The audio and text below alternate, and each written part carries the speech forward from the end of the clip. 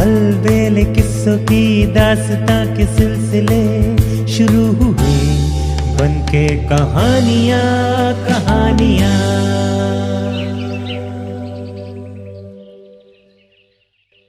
एक राजकुमारी और भयावह दैत्य। सैकड़ों साल पहले यूनान में एक राजा राज्य किया करता था। उसकी 3 राजकुमारियां थीं। उनमें से 2 का विवाह अन्य प्रदेशों के राजकुमारों से हो चुका था। तीसरी राजकुमारी, जिसका नाम बैले था, वो दिखने में बहुत सुंदर थी। राजकुमारी के सौंदर्य के सभी प्रशंसक थे। वो बहुत सरल स्वभाव की थी। कई प्रदेशों के राजकुमार उससे विवाह करना चाहते थे। अभी इस विषय पर कुछ विचार होता कि राजा के शत्रु देश ने उन पर आक्रमण कर दिया और युद्ध में राजा न सिर्फ पराजित हुआ, बल्कि शत्रुओं ने उन्हें कैद करके कारागार में बंद कर दिया। पूरे राज्य में शत्रुओं का कब्जा हो गया और राजकुमारी बैले को अपनी जान बचाकर वहां से भागना पड़ा। राजकुमारी ने न सिर्फ मित्र राज्यों बल्कि अन्य कई राज्यों से मदद एवं सुरक्षा की गुहार लगाई, परंतु किसी ने भी उसकी मदद नहीं की। उन्हीं दिनों दक्षिण में अविचल नाम का एक बहुत ही शक्तिशाली राज्य हुआ करता था, जिस पर एक दैत्य राज किया करता था। वो दैत्य इतना शक्तिशाली था कि किसी अन्य राज्य की क्षमता नहीं थी कि उससे शत्रुता मोल ले सके। वो दैत्य जितना शक्तिशाली था, उतना ही दिखने में भयावह और क्रूर था। तत्पश्चात अंत में विवश होकर राजकुमारी ने अविचल देश के राजा से सुरक्षा एवं शरण मांगी। दैत्य को राजकुमारी की परिस्थिति पर दया आ गई और उसने राजकुमारी को अपने राज्य में शरण दे दी। दैत्य ने राजकुमारी के रहने की व्यवस्था का सारा प्रबंध राजमहल के अतिथि गृह में करवा दिया। राजकुमारी स्वयं को अपने परिवार से दूर उस दैत्य के महल में बहुत अकेला महसूस कर रही थी। वो सदा अकेले में अपनों को याद करके रोती रहती थी। उसने स्वयं को कमरे में बंद कर दिया था, परंतु फिर भी वो दैत्य उसका और उसकी आवश्यकताओं का विशेष ख्याल रखता था। राजकुमारी के कक्ष में उसकी सुख सुविधा की सभी वस्तुएं उपलब्ध थीं। उसने राजकुमारी की सेवा के लिए सभी प्रकार के दास दासियों की नियुक्ति भी कर रखी थी, लेकिन कोई भी सुख सुविधा राजकुमारी के चेहरे की उदासी नहीं हटा पा रहा था, क्योंकि वो अपने घर जाकर अपनों से मिलना चाहती थी और अपनी और अन्य बहनों की तरह सुखी वैवाहिक जीवन में संपन्नता से रहना चाहती थी। एक बार राजकुमारी बहुत बीमार पड़ गई। जब दैत्य को उसके सेवकों ने इस बात की सूचना दी, तो वो सब काम छोड़कर राजकुमारी के पास आया। उसने बिना किसी प्रलोभन के राज्य के भिन्न भिन्न उच्च कोटि के वैद्यों से उसका इलाज करवाया। उसके स्वस्थ होने तक उसकी सेवा में विशेष दास दासियों को भी नियुक्त कर दिया। शायद वो मन ही मन राजकुमारी को चाहने लगा था। राजकुमारी भी उसके इस व्यवहार से प्रभावित हो रही थी। राजकुमारी ने सोचा कि क्यों न इस दैत्य से अपने राज और पिता को भी मुक्त कराने के लिए मदद मांगी जाए। उसने ऐसा ही किया और उस दैत्य से इस कार्य हेतु मदद करने का आग्रह किया। दैत्य ने सोच विचार करने के पश्चात राजकुमारी से कहा कि भविष्य में उचित समय आने पर इस पर विचार किया जाएगा। इसी प्रकार कई महीने बीत गए। दैत्य के हृदय में राजकुमारी के प्रति दिन प्रतिदिन लगाव बढ़ता जा रहा था और अब वो दैत्य राजकुमारी को सच में प्रेम करने लगा था और उससे विवाह करने के सपने भी सजाने लगा था। वहीं राजकुमारी का उसके प्रति प्रभाव केवल मदद तक ही सीमित था। फिर एक दिन अचानक उसने उस सुंदर राजकुमारी से विवाह करने का प्रस्ताव रखा। इसे देखकर राजकुमारी डर गई और उसने सोचा कि अब वो कभी अपने घर वापस नहीं लौट पाएगी। यदि वो उसका प्रस्ताव को अस्वीकार करती है तो वो उसके पिता और राज को मुक्त कराने में उसकी मदद नहीं करेगा और ये भी हो सकता है कि वो उससे शत्रुता भी कर ले। राजकुमारी ने उसके प्रस्ताव पर विचार करने के लिए कुछ समय मांगा और फिर वह दैत्य वहां से चला गया। इसी प्रकार कई दिन बीत गए, जहां एक और राजकुमारी समझ नहीं पा रही थी कि वो क्या निर्णय ले, वहीं वो दैत्य राजकुमारी के उत्तर की प्रतीक्षा कर रहा था। राजकुमारी को प्रस्ताव स्वीकार करने के अलावा कोई मार्ग नहीं दिख रहा था और अंत में विवश होकर उसे मन से रोते हुए राजकुमारी ने उसके प्रस्ताव को स्वीकार कर लिया, परंतु मन ही मन ये निश्चय किया कि वो विवाह के उपरांत स्वयं का अंत कर देगी। अब विवाह की रस्में प्रारंभ हो गई। पूरा महल सजा दिया गया। सभी तरह के वस्त्र और आभूषणों से राजकुमारी का कमरा भर गया। हर तरह के इत्र व पुष्प सज्जा होने लगी, परंतु राजकुमारी फिर भी प्रसन्न नहीं थी, क्योंकि उसका विवाह एक बेहद भयावह और कुरूप व्यक्ति से हो रहा था, जिसे वो जरा भी पसंद नहीं करती थी, बल्कि उसे देखकर वो डर जाती थी। आखिर देखते ही देखते विवाह का दिन आ ही गया। विवाह उत्सव के लिए विशेष सेविकाएं उसे तैयार करने आईं, परंतु राजकुमारी बहुत दुखी थी। लगातार उसकी आंख से आंसू बह रहे थे, मानो कह रहे हों कि काश कोई उसे इस विवाह से बचा ले। ये सब देखकर राजकुमारी की सबसे करीबी सेविका ने अन्य सब सेविकाओं को वहां से जाने के लिए कहा और एकांत हो जाने के पश्चात राजकुमारी से उसके इस दुख का कारण पूछा। राजकुमारी ने कहा कि वो इस दैत्य से प्रेम नहीं करती है और विवाह नहीं करना चाहती है। सेविका ने कहा, परंतु विवाह का प्रस्ताव तो आपने स्वयं ही स्वीकार किया था। तब राजकुमारी ने उसके यहाँ आकर शरण मांगने और इस कुरूप व भयावह प्राणी के पास रहने व उससे विवाह करने की व्यवस्था का सारा वृत्तांत सुनाया, परंतु वो ये नहीं जानती थी कि उसकी ये सारी बातें वो दैत्य सुन रहा था।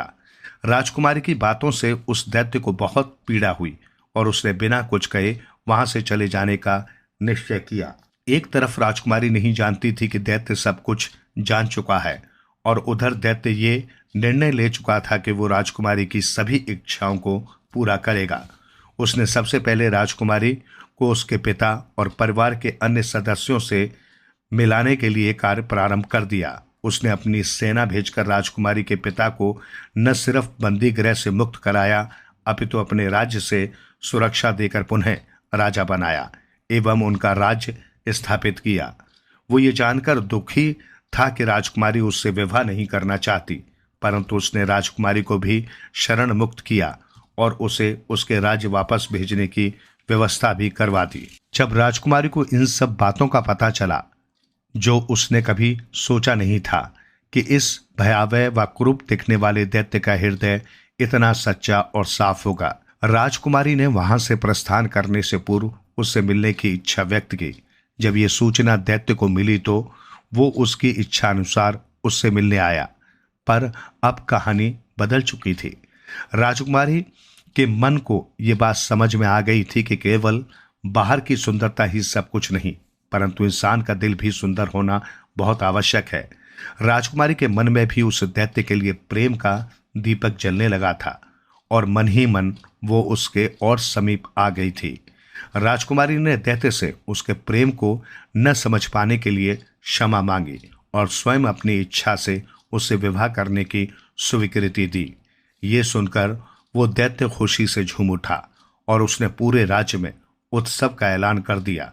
उसी उत्सव के दौरान उन दोनों का विवाह संपन्न हुआ, जिसमें न सिर्फ राजकुमारी के पिता अपितु उसके परिवार के अन्य सभी सगे संबंधी भी उपस्थित हुए। फिर अचानक एक घटना घटी जिसे सब भयावह दिखने वाला दैत्य समझ रहे थे। वो एक अत्यंत खूबसूरत राजकुमार के रूप में परिवर्तित हो गया। ये देखकर राजकुमारी आश्चर्यचकित रह गई।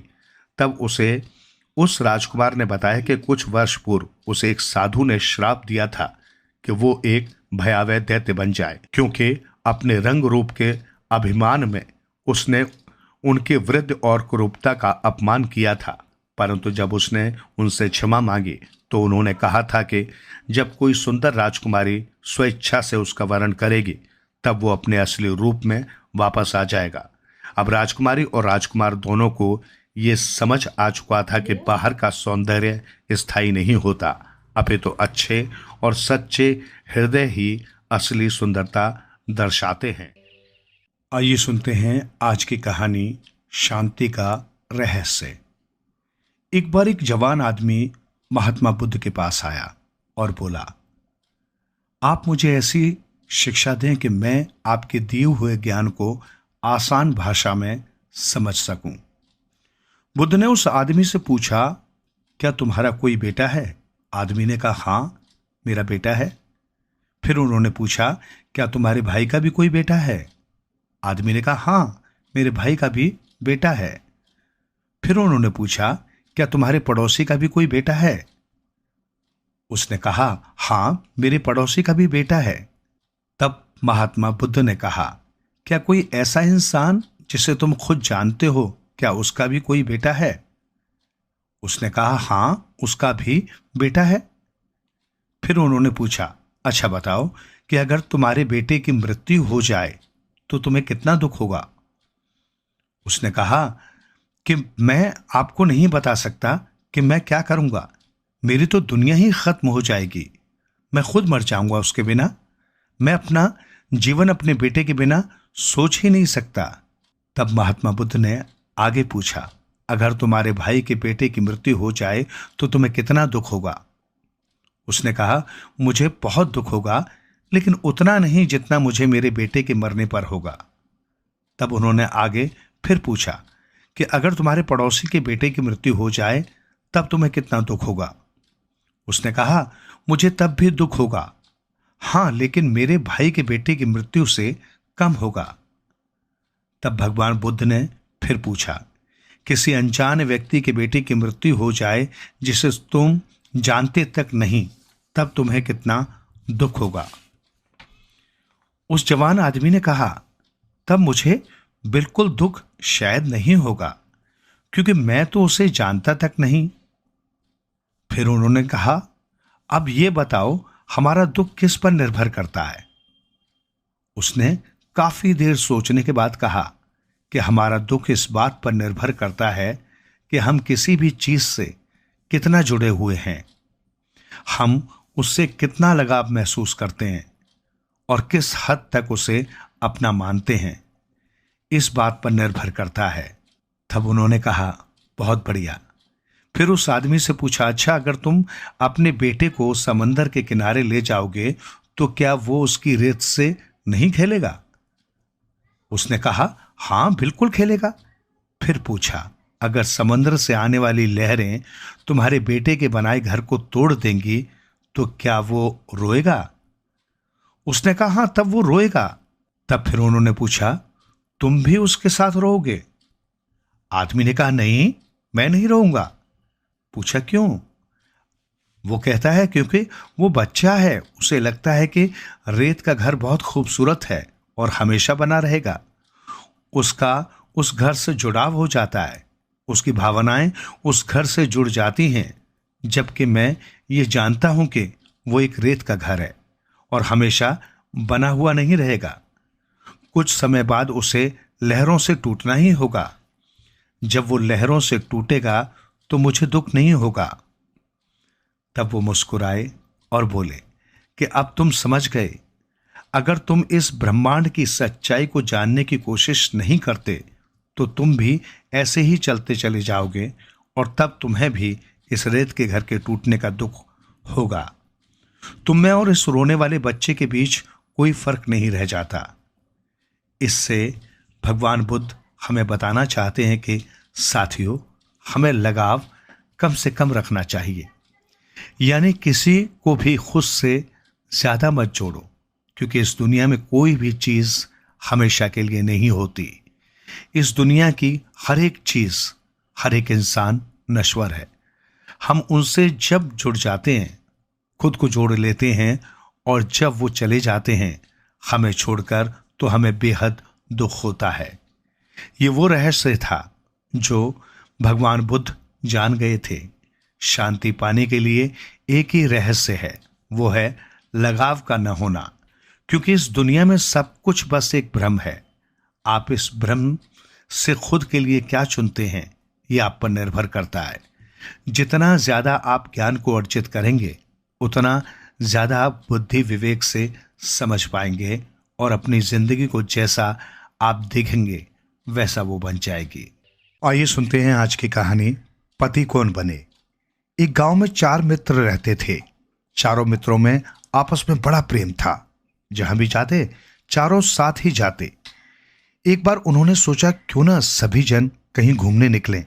सभी ने रास्ते के लिए आवश्यक सामग्री, खाने पीने का सामान अपने अपने झोले में बांधा और तैयार हो गए। दूर दूर देशों में घूमने का कार्यक्रम था, अतः सुबह चारों अपने गांव से निकल पड़े। सुबह के चले हुए चारों मित्रों को दोपहर हुई, फिर शाम ढलने लगी। रात होने से पहले उन्होंने सुरक्षित जगह में पड़ाव डालने की सोची। एक साफ सुथरी जगह में उन्होंने अपना तंबू गाड़ दिया। खाने के लिए रोटियां तो बांधी थी, मिलजुल कर खाई और सोने की तैयारी करने लग गए। सोने से पहले उन्हें ख्याल आया सभी ने लंबे सफर के लिए काफी सामान बांध रखा है। यदि सभी सो गए तो सुबह तक सारा साफ हो जाएगा। अनजान जगह है, क्या पता यहां नजदीक ही डाकू या चोर रहते हों। अतः उन्होंने सोचा सभी मित्र बारी बारी पहरा देंगे। पहले एक पहरा देगा तो बाकी 3 सो जाएंगे। इस तरह पहला सोएगा तो दूसरे को पहरे के लिए जगा देगा। अब पहले पहरा कौन दे ये तय करना कठिन था, किंतु इसका हल भी जल्दी ही निकल गया। चारों मित्रों में एक ब्राह्मण था, एक बढ़ई, एक दर्जी और एक सुनार। ब्राह्मण ने कहा, भाई मैंने तो तड़के उठकर पूजा पाठ करनी होती है, इसलिए मेरा पहरा सुबह के पहर में रखो। इस तरह पहला पहरा बढ़ई का, दूसरा दर्जी का, तीसरा सुनार का और अंतिम ब्राह्मण का तय हुआ। रात्रि के पहले पहर सभी मित्र सो गए। बढ़ई जागकर पहरा देने लगा। सभी को सोया देखकर बढ़ई को भी नींद आने लगी। वो सोचने लगा कि ऐसा क्या करे कि जिससे नींद ना आए। अपने को जगा हुआ रखने के लिए उसने एक सूखी लकड़ी ढूंढी और अपने औजार निकाल उसे गढ़ने लगा। अपने जागने के पहर में उसने एक लकड़ी से एक सुंदर युवती का शरीर बना डाला। उसे बनाते बनाते समय भी बीत गया और एक सुंदर कृति भी बन गई। अब पहरा समाप्त होने पर उसने दर्जी को जगा दिया। दर्जी जब पहरे के लिए जागा तो उसने सामने लकड़ी की आकर्षक युवती देखी, जैसे साक्षात कोई युवती सामने खड़ी हुई हो। बड़े की कारीगरी पर वो धन्य हो गया। अब उसे भी समय गुजारना था, अतः उसने सोचा क्यों न इस सुंदर युवती की नंगी देह ढाप दी जाए। दर्जी ने अपने झोले से कपड़ा और सुई धागा निकाले। अपने जागने के समय में उसने उस युवती के लिए सुंदर कपड़े सी दिए। कपड़े पहनाते पहनाते उसका समय भी बीत गया और वो युवती भी जच गई। जब सुनहर अपनी बारी में उठा तो सामने एक सुंदर युवती को पाकर हैरान रह गया, जैसे जीती जागती सुंदर औरत सामने खड़ी हो। उसने दोनों की कारीगरी की प्रशंसा की और वो खुद भी कुछ कर दिखाने की सोचा। झट से उसने अपने झोले से सोना चांदी मोती निकाले और गहने बनाने में लग गया। अपने सोने से पहले उसने युवती के नाक में नथ, माथे में मांग टीका, गले में हार, हाथों में कंगन सजा दिए। मूर्ति अब हार श्रृंगार किए एक जीती जागती दुल्हन लग रही थी। ब्राह्मण अपने पूजा पाठ के समय से उठ खड़ा हुआ। उठते ही सामने एक अद्वितीय सुंदर स्त्री को देख हैरान रह गया। अनुपम सौंदर्य, उस पर आकर्षक परिधान, फिर हार श्रृंगार। आगे जाकर देखा तो ये एक निर्जीव मूर्ति थी। ब्राह्मण ने स्नान ध्यान पाठ किया और उस मूर्ति में प्राण फूंक दिए। ब्राह्मण के पूजा पाठ और विद्या से प्राणवान होने पर वो युवती सजीव हो गई। इतने में सुबह हो गई। तीनों मित्र भी जग गए। जब तीनों उठे तो सामने एक सुंदरी को देखा। कहा जाता है जर, जोरू और जमीन, ये तीनों लड़ाई की जल रही हैं। वे चारों मित्र उस सुंदर युवती के लिए आपस में झगड़ा करने लगे। बढ़ई कहे मैंने इसे बनाया है, दर्जी कहे मैंने इसका तन ढापा है, सुनार बोले मैंने इसे सजाया है, ब्राह्मण कहे मैंने तो जान डाली है। सभी उस युवती को पत्नी बनाने के लिए ललचाने लगे। आखिर ब्राह्मण का ख्याल छोड़ चारों राजा के पास पहुंचे। राजा ने अपना न्याय सुनाया। बढ़ई ने इसे बनाया, पैदा किया, इसलिए वो इसका पति नहीं हो सकता। बड़ाई तो पिता की तरह है। दर्जी ने इसका तन ढापा है, वो भाई की तरह है। ब्राह्मण ने जीवन दान दिया है, वो ब्रह्मा के समान है। सुनार ने इसके नाक में नथ डाली, गहने पहनाए, इसलिए वही इसका पति हो सकता है। इस निर्णय से प्रसन्न होकर चारों मित्र अपने गांव लौट गए। आइए सुनते हैं आज की कहानी सौभाग्यवती। किसी नगर में एक साहूकार रहता था। साहूकार की गृहस्थी धन धान से भरी हुई थी, किंतु वो निसंतान था। उसने कई जप तप किए, दया धर्म के काम किए, संतान न हुई। जब वो आसपास के घरों में बच्चों की किलकारियां सुनता तो मन महसूस कर रह जाता। साहूकार ने कई धर्मार्थ के कार्य किए, स्वयं भी बड़े संयम से रहा, ध्यान भजन किया, दान धर्म के कार्य किए। अंततः विधि माता ने उसे एक पुत्र दिया और कहा, तुम्हारी विनती पर मैंने तुम्हें पुत्र दे दिया। ये पुत्र केवल 18 वर्ष तक जीवित रहेगा। जिस दिन इसकी आयु 18 वर्ष पूरी होगी, उसी दिन की आधी रात इसकी मृत्यु हो जाएगी। साहूकार घबरा गया और बोला, ये आप क्या वरदान दे रही हैं? ऐसा अनर्थ न करें। मैंने जो कहना था कह दिया, मेरा कहा टाला नहीं जा सकता, कहकर विधि माता अंतर्ध्यान हो गई। साहूकार ने ये बात पत्नी को बताई। पत्नी ने इतने में ही संतुष्टि जाहिर की कि कम से कम 18 वर्ष तक तो पुत्र उसके साथ रहेगा। वे अब निसंतान नहीं कहे जाएंगे। साहूकार की पत्नी गर्भवती हुई और समय आने पर उसने एक सुंदर बालक को जन्म दिया। एकमात्र और प्रिय पुत्र होने के कारण बालक का पालन पोषण बड़े अच्छे ढंग से हुआ। 18 वर्ष तक होते होते वो भरा पूरा युवक दिखने लगा। साहूकारिन को जब उसके विवाह की चिंता सताने लगी, साहूकार विवाह की बात टालता रहा। साहूकारिन ने बहुत जिद की तो उसने कहा, अपनी संतान का विवाह तो होना चाहिए, किंतु जानबूझकर किसी की कन्या का बुरा भी नहीं किया जा सकता। कुछ समय बाद बहू का क्या होगा? साहूकार की किसी बात को साहूकारिन ने नहीं माना। अंततः उसने बेटे का विवाह एक अच्छे घर की सुंदर और सुशील कन्या से कर दिया। विवाह के बाद कुछ समय आनंद से बीता। मन ही मन साहूकार को डर लगा रहा। साहूकार बहू को ज्यादा दिन मायके भेज देता, कुछ दिन अपने यहां रखता। जब 18 वर्ष पूरे में 3-4 महीने शेष रह गए तो साहूकार ने बहू को मायके भेज दिया। माँ बाप उदास रहने लगे। एक एक दिन बीतने पर वे और उदास हो जाते। जैसे जैसे दिन कटते गए, माँ घबराई सी रहने लगी और बहू को बुलाने की जिद करने लगी। साहूकार कुछ दिन टालता रहा। जब ज्यादा हट किया तो वो बहू को लाने चल दिया। बहू को लेकर जब घर की ओर रवाना हुआ तो साहूकार चिंता में डूब गया। बार बार लंबे सांस लेता हुआ वो कुछ दूर चलने पर ही बैठ जाता। आज वैसे भी अंतिम दिन आ गया था। साहूकार का मन बैठ गया और वो एक जगह बैठ फूट फूट रोने लगा। बहू की समझ में नहीं आया, ससुर क्यों रो रहे हैं। वो बार बार पूछने लगी कि उन्हें क्या तकलीफ है, क्या बीमारी है। ससुर ने अंत में कहा, बेटी तुम शायद मुझ पर विश्वास नहीं करोगी, मैं सच सच बता देना चाहता हूं। इतने दिन ये बात हमने तुमसे छिपा कर रखी। हम तुम्हारे गुनाहगार हैं। पिताजी ऐसी क्या बात है, आप निसंकोच कहिए। मुझसे कहा नहीं जा रहा है बेटी, छिपाकर भी नहीं रख सकता। तुम्हारा पति आज रात 12 बजे मृत्यु को प्राप्त हो जाएगा।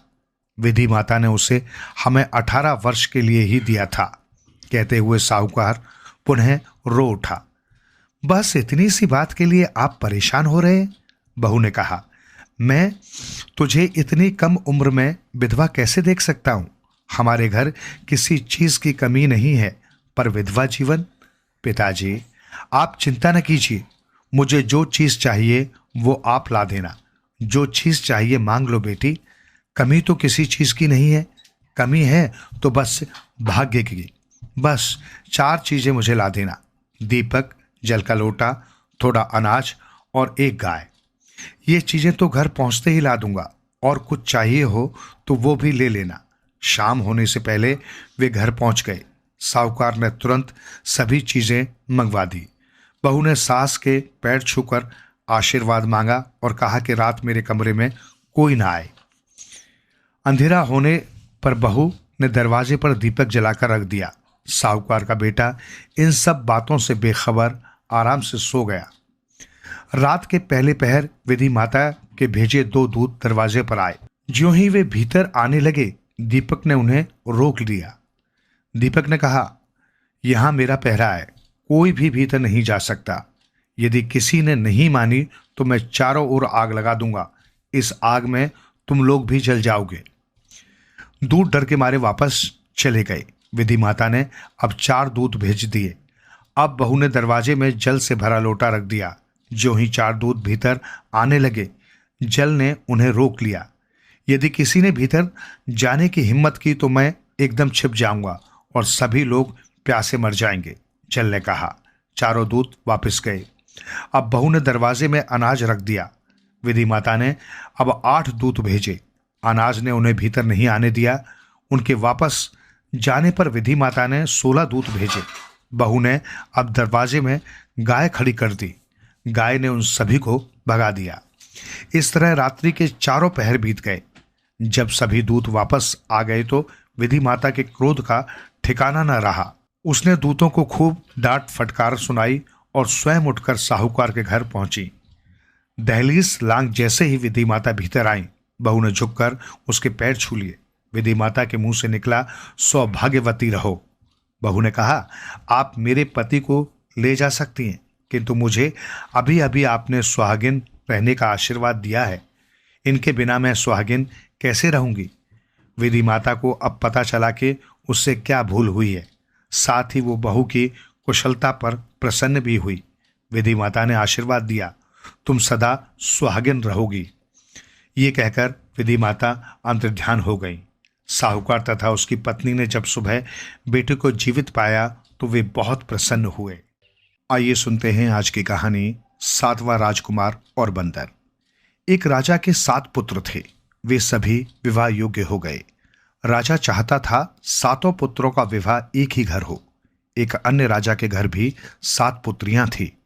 उस राजा का भी ये विचार था कि सभी बहनें एक ही घर ब्याही जाए। राजा ने ब्राह्मण और नाई बुलवाए तो सभी राजकुमारों के लिए योग्य कन्याएं ढूंढने के लिए कहा।